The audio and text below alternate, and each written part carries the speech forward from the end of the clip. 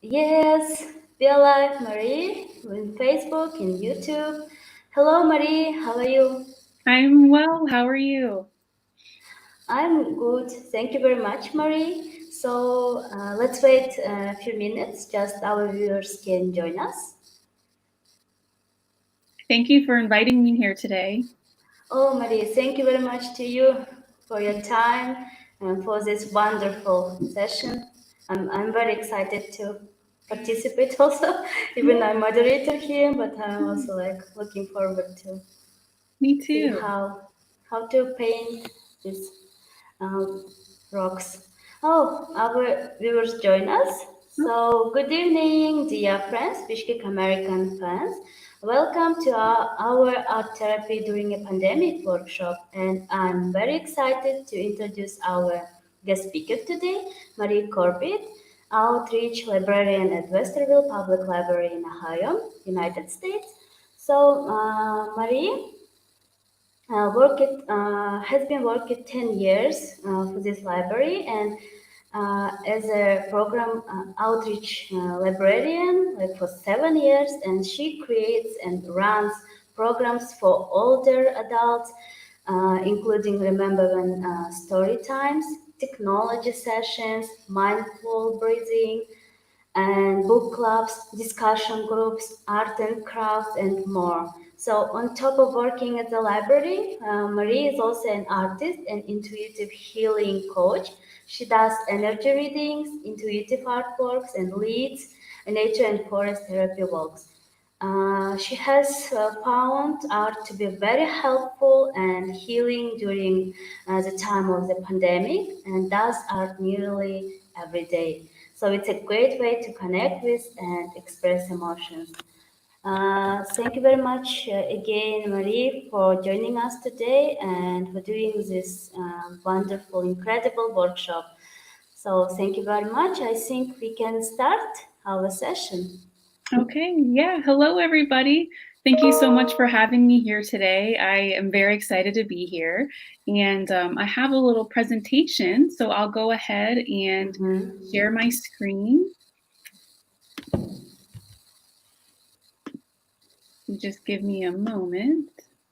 Oh, it's okay. So, yes, I can see your screen now. You can see my screen? Yes.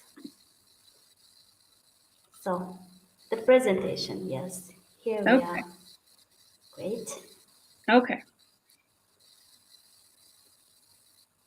So I'm here to talk about art therapy during a pandemic.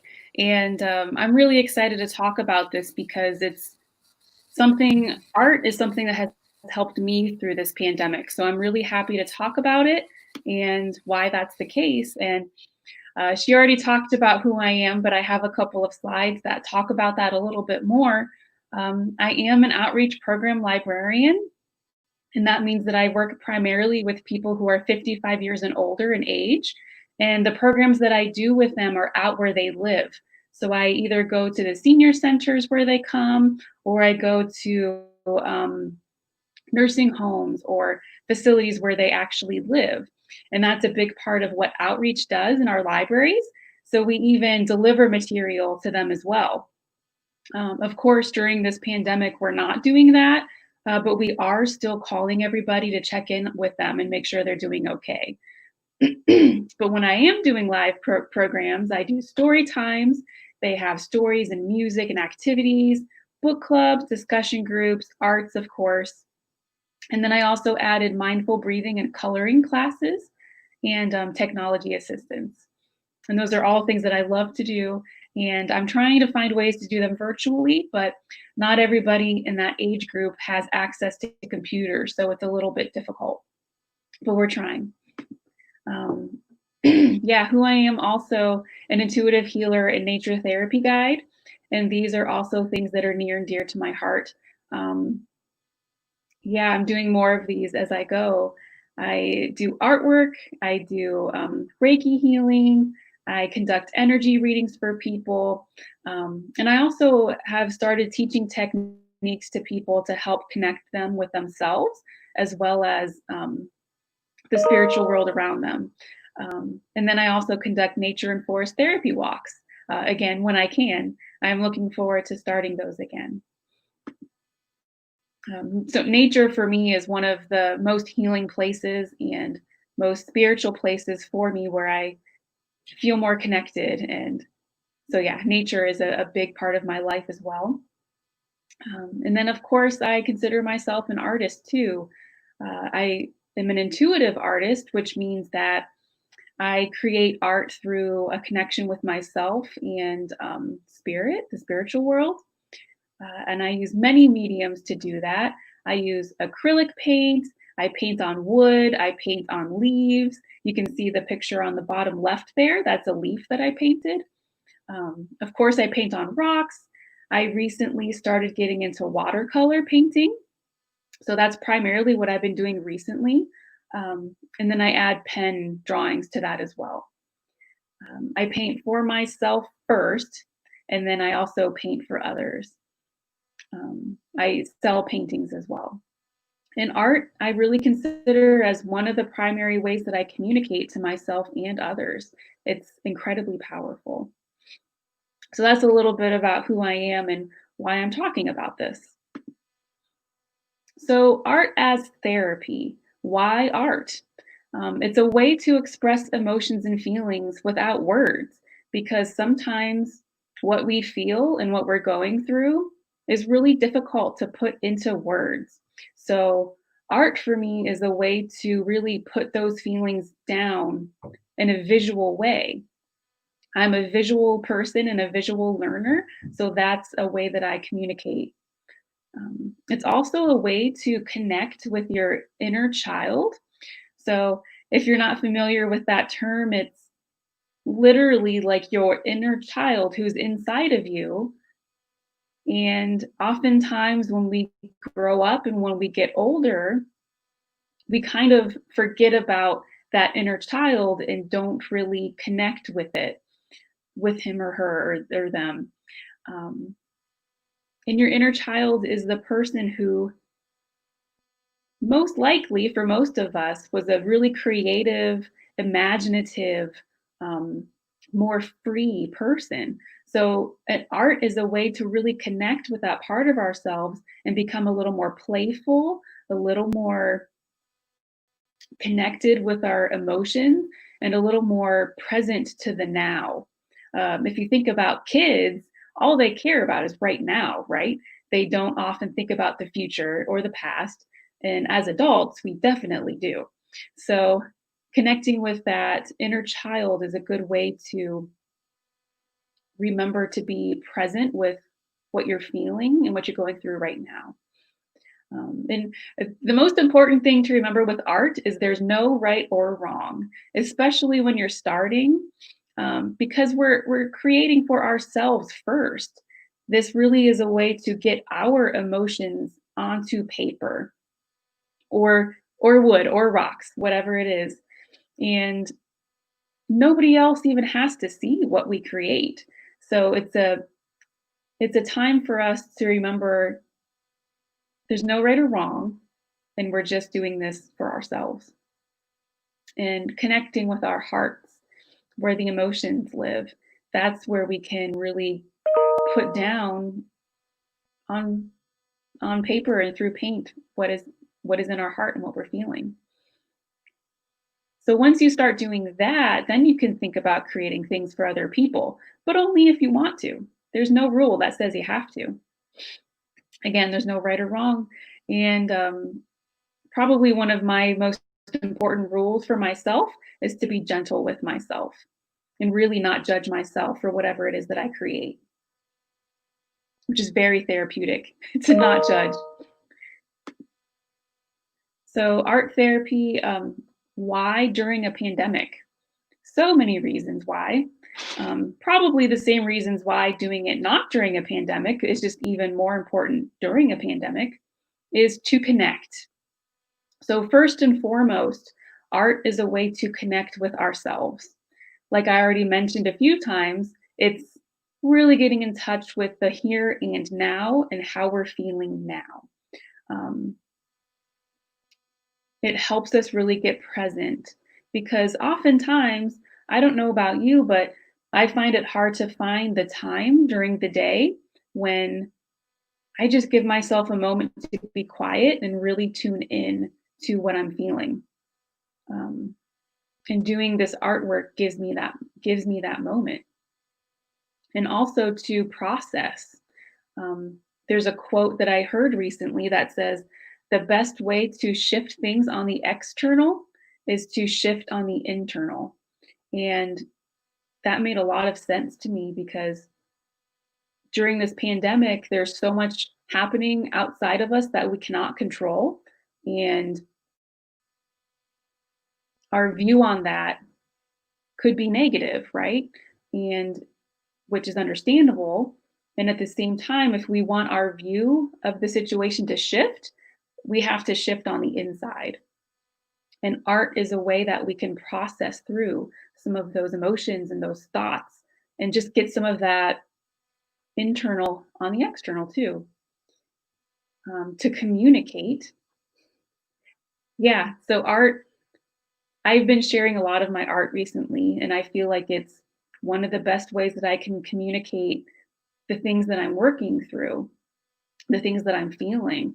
And in the past, I have not shared much of my artwork, so it's been really interesting to see people's reactions and have people actually resonate and identify with what I'm creating. It's a pretty cool feeling. It also is a good way to communicate with yourself because sometimes we don't even realize what we're feeling until we start putting it down somewhere. And of course, to have a safe outlet, we some of us might not have people that we can talk to about some of the deep things that we're feeling. So doing this through artwork is a really, again, safe space to put it down and not feel like you're going to be judged by yourself or by other people.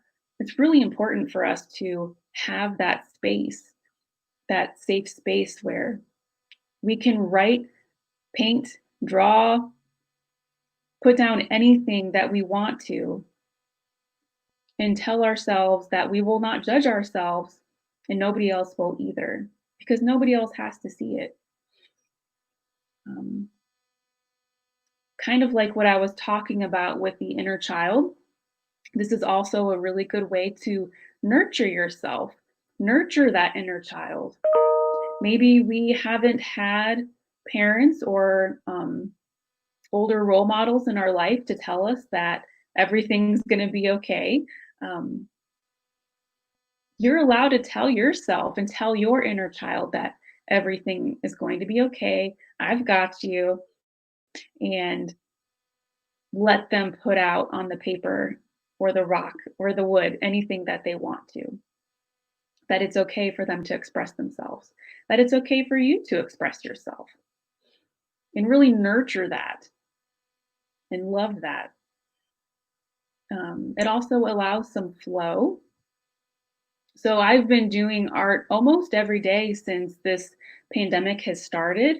And I haven't had like a specific goal of what I want to create every day. It's it's changed vastly with ups and downs of emotions, like a roller coaster. So my artwork looks different on certain days, and that's fine. You allow the flow of whatever it is you need to put out, and that's great. Another thing that I've heard recently that I really, really like is create before you consume. Now, this one's been difficult even for me because sometimes the first thing I do when I wake up in the morning is get on my phone and get on Facebook and get on Instagram or my email and just go down that hole of maybe an hour goes by and I'm still on my phone. So now I'm really trying to do something creative, whether that's artwork or meditation or writing in a journal. I'm trying to do something that comes from inside me before I get on my phone and start consuming other information. And I will tell you, the mornings that I do that, I feel much better inside. It's it's really, for my mental health anyway, it's much better for me to do that. Now, do I do that every morning? No, I'm not successful every morning, but that's my goal. And I have create before you consume on a big piece of paper that I put in my bathroom mirror. So I try to remember that. I do think it's important. It's one of my favorite things that I have found during this pandemic. All right, so where do you start? How do you start this? In my personal opinion, you start at your heart. Um, you create a space physically and emotionally.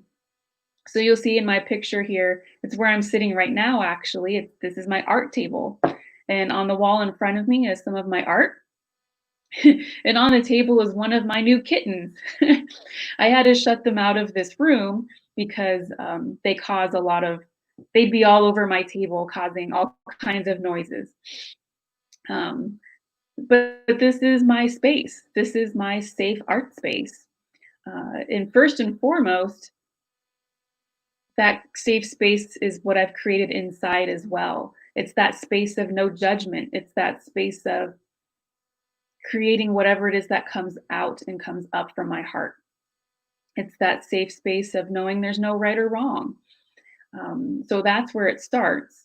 And then you also need some type of physical space to do as well.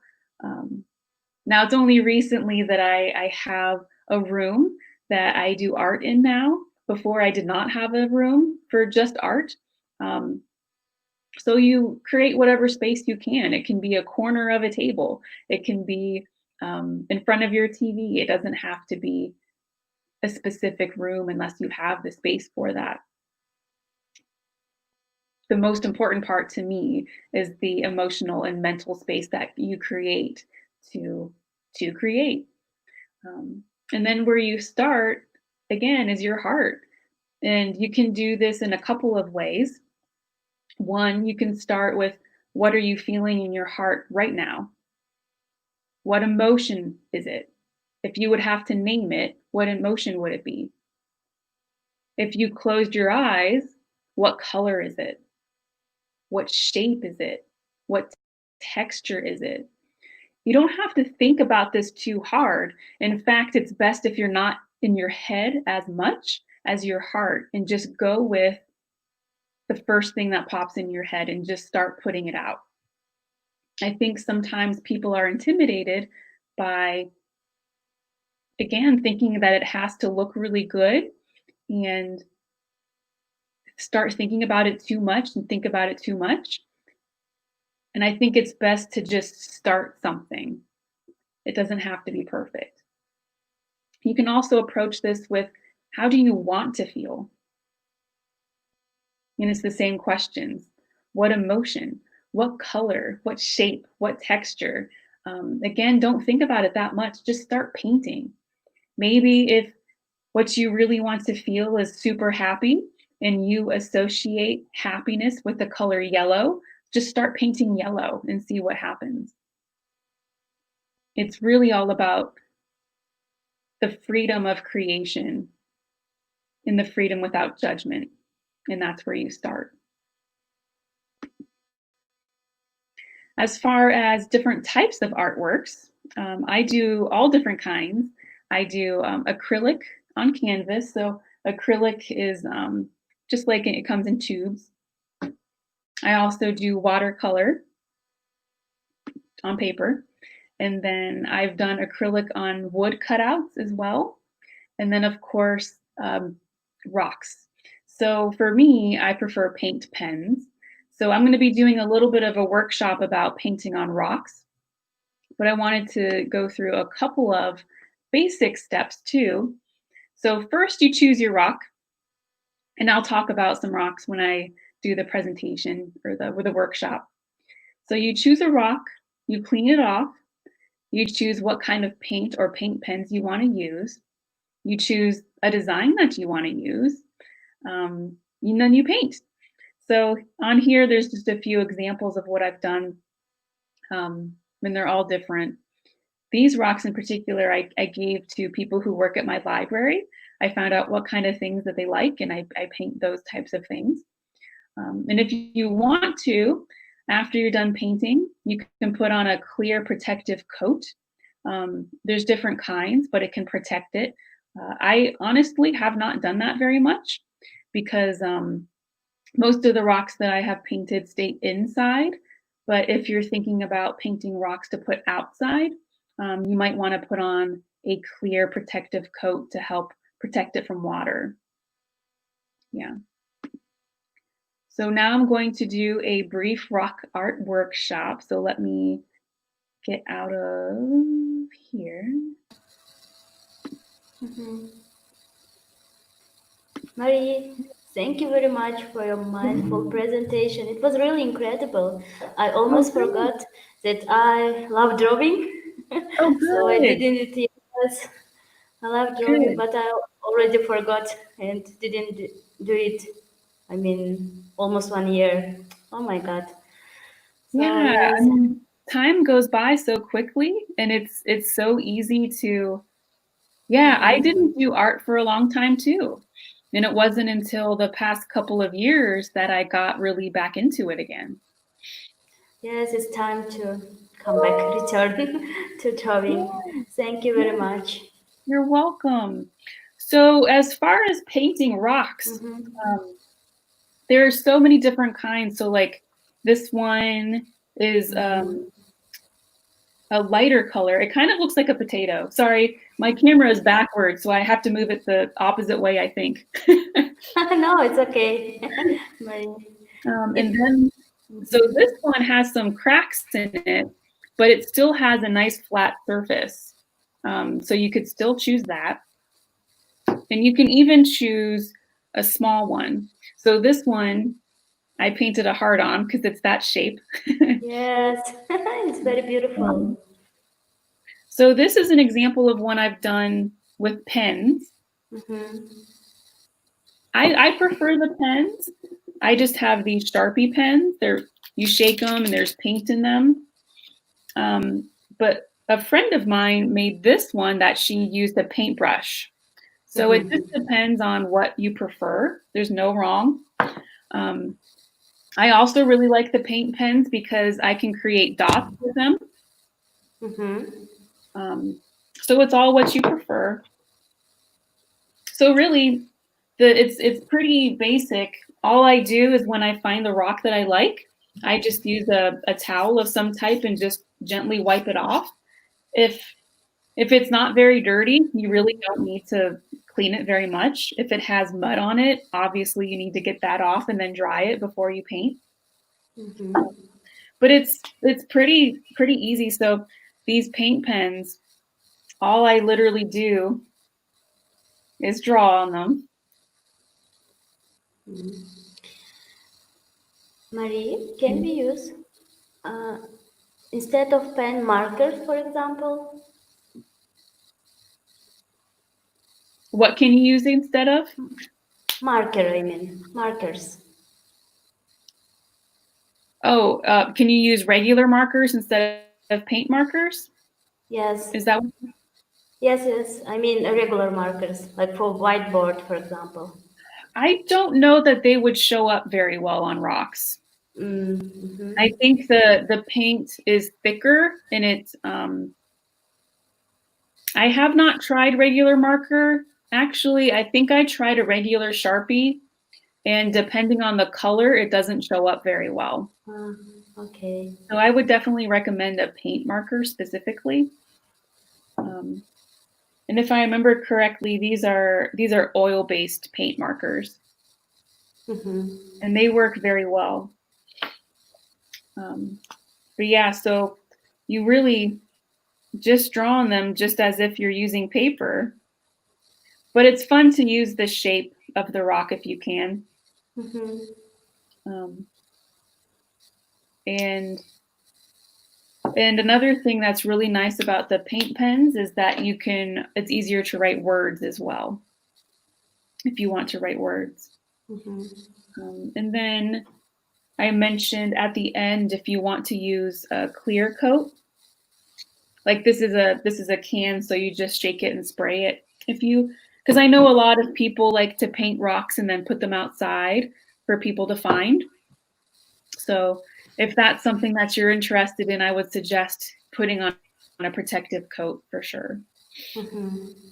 Yeah. Trying to think of other things to show you.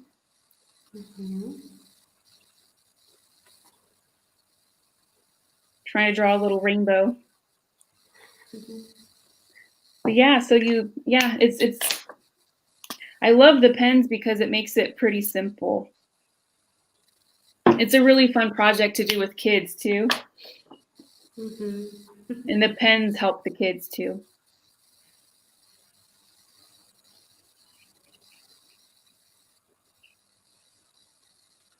So this is just a really quick. Wow, it looks amazing, Marie. thing. I mean, it's very colorful and it really increases your mood. Yeah, I love rainbows and colors. Yeah, so that's pretty much it for the rock painting. Yes, it's wonderful. Thank you very much, Marie, for this incredible workshop. You're welcome. Yes, hope everyone enjoyed it. So please, dear friends, type your questions in the comment section so Marie will answer them.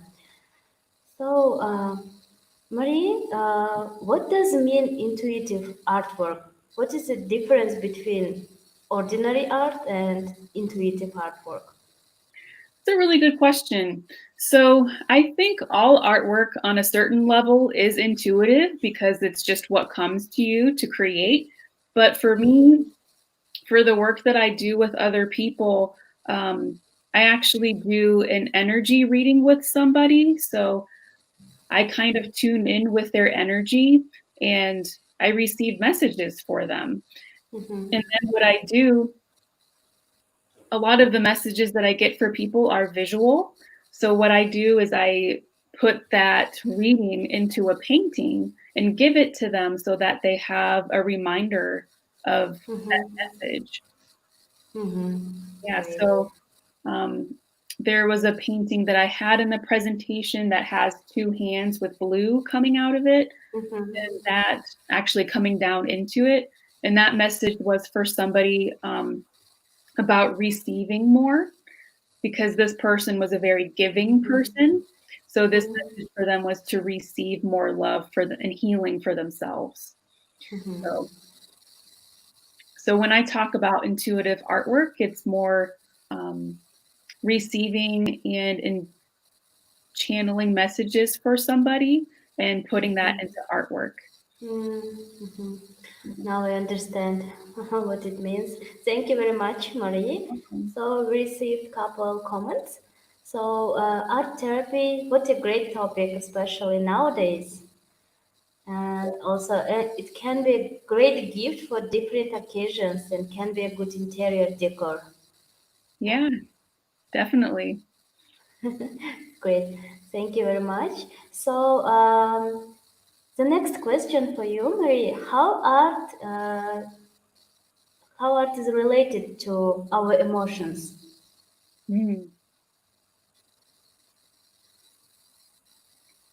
I feel like it's just such a good way to,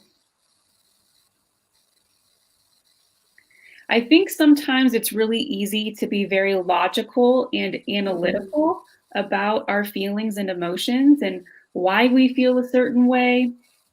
And art gives us a chance to not try to analyze it, but just visualize it and put it down somewhere so that we can see, because sometimes it's so hard to put into words what we're feeling. And I feel like art gives us an opportunity to not have to think or put into words and just express them in a different way. And of course, everybody is different. Maybe some people do prefer to talk or put into words, but some people need a different outlet to express emotions. And art, I feel, gives that chance. I see. Thank you very much, Marie, for your answer. So, should these artworks be interpreted by a therapist or by someone? Should they be what? I'm sorry? Interpreted. Interpreted? Yes. I think it depends on the reason why you're creating the art. So like the ones that the artwork that I do for other people, I do interpret those and tell people what the message is. If someone, that's a really good question. So because I use artwork for my own healing, and I think a lot of people use artwork as a form of healing, I don't know that you would always have to know what it means. I think sometimes it's okay to just create artwork, like whatever it is that's coming out of you. It's okay to create it and not know exactly what it is. Although, in my experience, most of the time you'll know. But if you don't, it's okay. I mean, just let person draw and nothing to interpret. I mean, yes. Yeah. Just creation. So thank you very much, Marie, for your answer. So the next question for you: who is your favorite artist? Oh. I really, really love Vincent Van Gogh. I just the way that he painted, the thick brushstrokes, I just have always been drawn to that. I think it's just beautiful. But there's also some artists that I work with who are really, really good as well. My library actually has quite a few artists who are really good, and I have some of their art. But as far as famous painters, I would probably say Vincent Van Gogh. How long do you draw? I mean, like how many years or yeah, how many years? I mean, I've been doing artwork probably since high school, but wow. but again, it's only been probably since 2018 that I started doing this intuitive type of artwork. Thank you very much, Marie, for your answer. So the next question, does art really help to cope anxiety? I think it does. I feel like it does. So especially when paired with other practices. So one blessing to me about this pandemic has been that I've really established some of my daily practices. So every day I do meditation, I do artwork, I do just different practices that feel really good to me. And ever since I've started doing those practices every day, I do feel like my anxiety has gotten better. And so I think it's all the intention behind the artwork. So if you're doing artwork and really intending to work through some of your emotions, I do believe that it will help anxiety. Yeah. It's all Great. about the intention. Thank you very much, Marie. So the next question for you. Do you think that art therapy and healing through art can foster self-esteem and helps to understand yourself? Yes, definitely. Definitely. When I started doing artwork like this at the very beginning, I was in a class that was helping me get in touch with my intuition. And when I first started doing these paintings and sharing with people, people said, "You should try to sell paintings." And I said, "No way. I'm not an artist." Like, no. So my self-esteem back then confidence was not very high. But since then, it's just gotten better and better.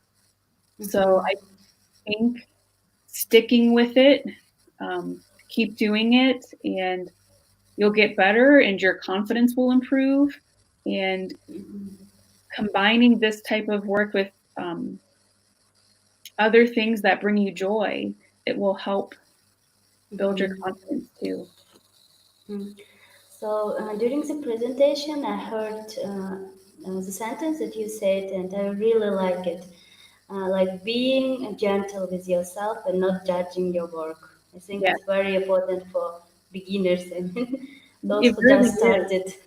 Yeah, it's so easy to judge ourselves and judge what we do. I mean, even me creating this, I'm like, well, that's not very good, but I did it in like 2 seconds, so it's okay. And it's okay to just create things for fun too. It doesn't have to be a Vincent Van Gogh every time. It's okay. Yes, thank you very much, Marie. So the next question, can you please tell a little bit about your job? Yeah, the library job. Yes. Yeah, so on a typical day, I would be doing programs with older adults where they live. Um, so the biggest thing that I do is called Remember When Story Time. And that's when I choose a topic for the whole month. And I go to about 9 different places each month and do the same story time. And I read short stories, usually about 3 short stories. And we sing a song and I have an activity. And we usually have some type of trivia or like something to interact with them with. But I also do book club. I do technology help for sure. Discussion groups.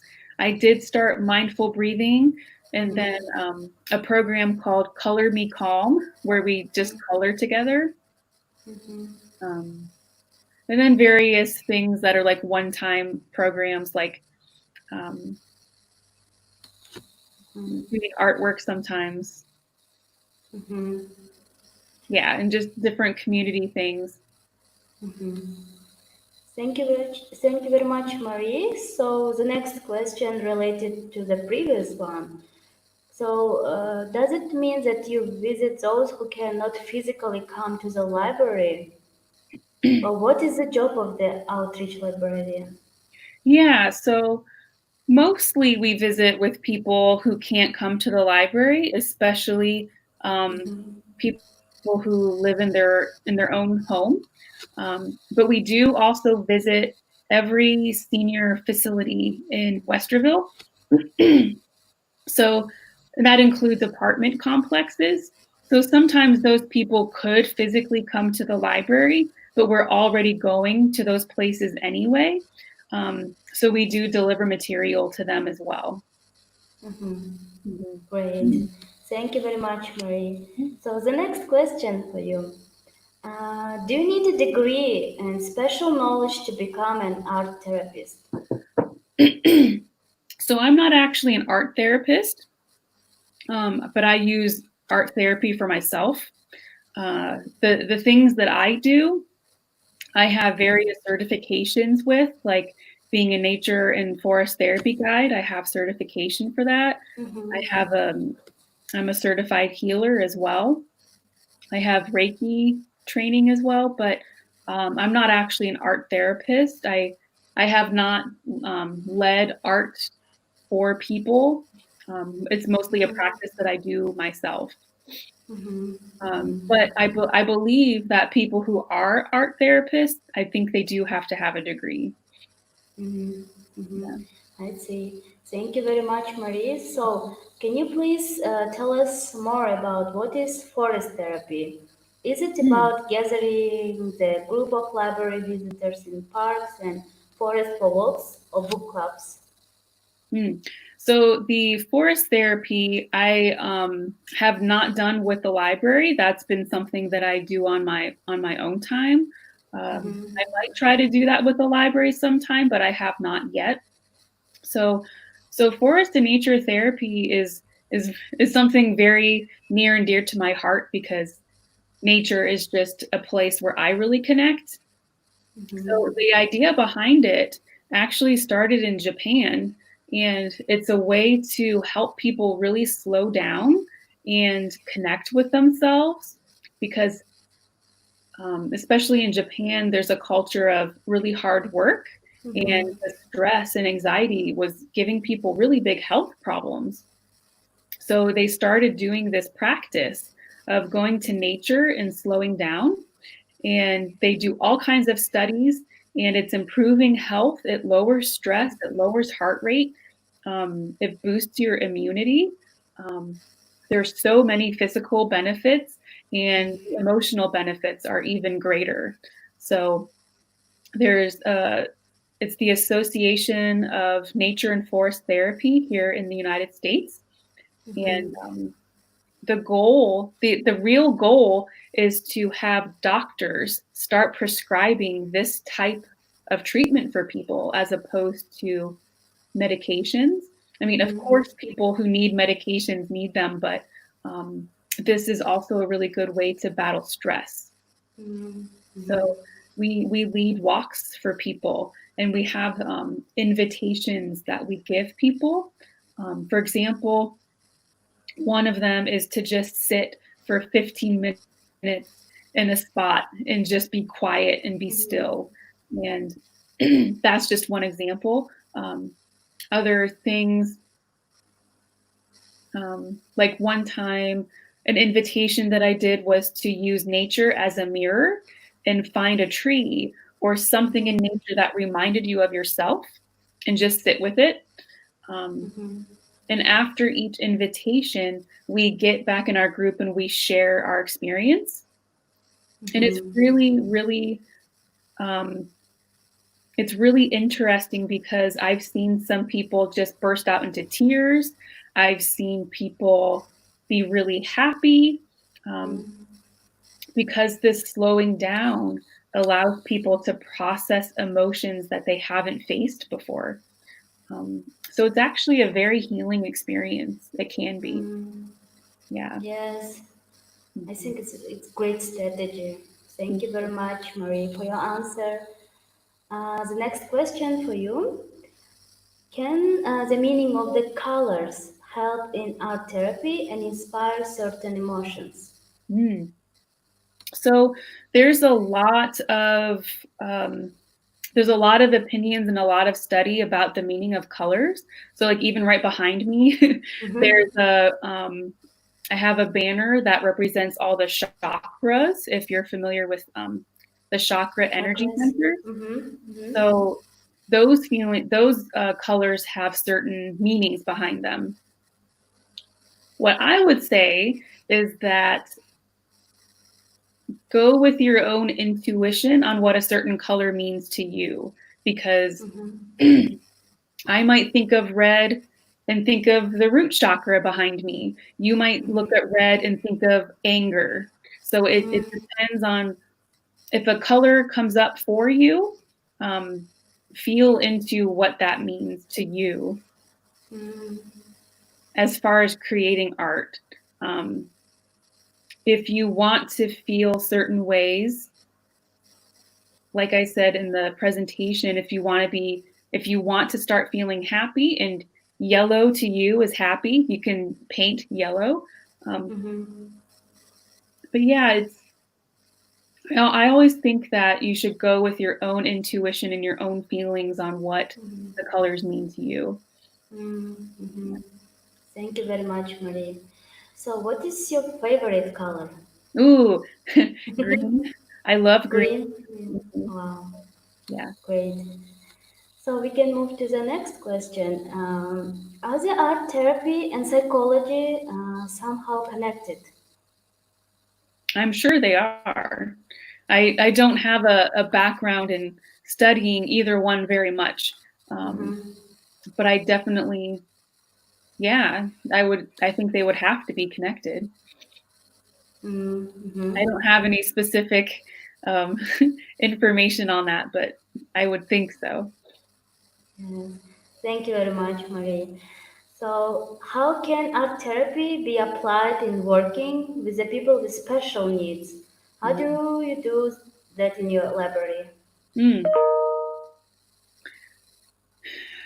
I don't know of any program that we have currently as far as artwork with Mm-hmm. people with special needs. Um, I know that there are places here in Ohio and Columbus that Mm-hmm. are doing that specifically. And I think it's that same feeling of working and nurturing your inner child creator, and giving that freedom to create and do things without judgment. I think Mm-hmm. it's that same idea. And it's even more important for people with special needs who may not be able to communicate in words what they're feeling, but they can put it into art. So I, Mm-hmm. I think it's a very popular way to work with people with special needs for that reason. Mm-hmm. I see. Thank you very much, Marie. So, do you think about organizing the exhibition of your artworks? Hmm. So last year, Westerville, where I live, we did Mm-hmm. do like a community-wide display of artwork of people in the community. And like I mentioned before, there's a few of a few of us in our library who are artists. So we were able Mm-hmm. to display our artwork in the library, which was really nice. Great. Yeah. Thank you very much, Marie. So I'm looking for other questions. So there are so many platforms, YouTube, Facebook, WhatsApp, and I'm checking which platform for questions. Sure. So the next question for you, Marie.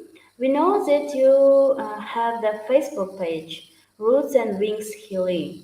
Is it a part of your library job or it's your personal account like hobby? Yeah, so that's my personal account. That's my hobby. It's something that I'm definitely working on building up a business and building up um, doing this work. And Mm-hmm. I'm not quite at the point where I can do it like as a living yet, but it's something that I'm working towards. But that type of work is mostly separate from my library Mm-hmm. work, except that I'm doing mindful breathing, coloring. I'm thinking about doing the nature therapy for the library as well. Um, so it's kind of like they're coming together a little bit, but most of that is the Roots and Wings healing is definitely my own thing, not the library. Mm-hmm. So you mentioned that there are different types of art. So which is your favorite among them? Like uh, water art or like drawing, rock art? So currently, I have been doing watercolor primarily. Mm-hmm. Um, Mm-hmm. but up until then, I was mostly working with acrylic, and it seems to evolve. It evolves a lot. And I actually haven't done rock art in a while. So I Mm-hmm. was happy to talk about that today. Great. Thank you very much, Marie. So this was our last question for you. It was really a great session, and we were really happy to have you. It's kind of like healing, informative, insightful session. Thank you very much, Marie, for this wonderful, amazing workshop. And thank you very much, our friends, for your comments, for your questions. And I think it's time. Oh, we received one more question. Sorry, Marie. Yeah.